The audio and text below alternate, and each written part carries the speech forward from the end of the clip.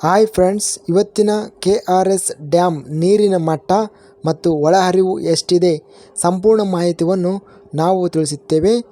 ತುಂಬ ಸ್ನೇಹಿತರು ಚಾನಲನ್ನು ಸಬ್ಸ್ಕ್ರೈಬನ್ನು ಮಾಡದೆ ವಿಡಿಯೋವನ್ನು ನೋಡುತ್ತಿದ್ದರೆ ದಯವಿಟ್ಟು ಚಾನಲನ್ನು ಸಬ್ಸ್ಕ್ರೈಬನ್ನು ಮಾಡಿಕೊಳ್ಳಿ, ವಿಡಿಯೋವನ್ನು ಲೈಕ್ ಮಾಡಿ ಮತ್ತು ಶೇರ್ ಮಾಡಿ. ಕರ್ನಾಟಕ ವಾಟರ್ ರಿಸೋರ್ಸ್ ಡಿಪಾರ್ಟ್ಮೆಂಟ್ ಇನ್ಫಾರ್ಮೇಷನ್ನಿಂದ ಈ ಮಾಹಿತಿಯನ್ನು ತಿಳಿಸಲಾಗುತ್ತದೆ. KRS ಜಲಾಶಯದ ಫುಲ್ ರಿಸರ್ವೇರ್ ಲೆವೆಲ್ 124.80 ಅಡಿ ಇದೆ.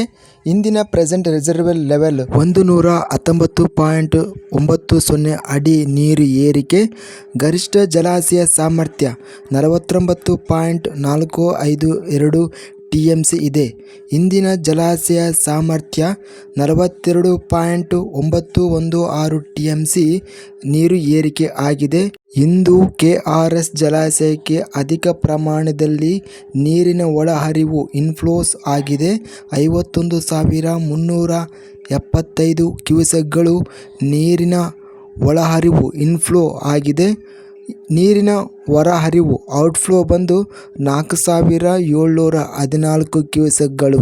ಮೊತ್ತಕ್ಕೆ ಇಂದು KRS ಜಲಾಶಯದ ಮಟ್ಟ ಶೇಕಡದಲ್ಲಿ 86.78% ನೀರು ಸಂಗ್ರಹಣೆ ಆಗಿದೆ.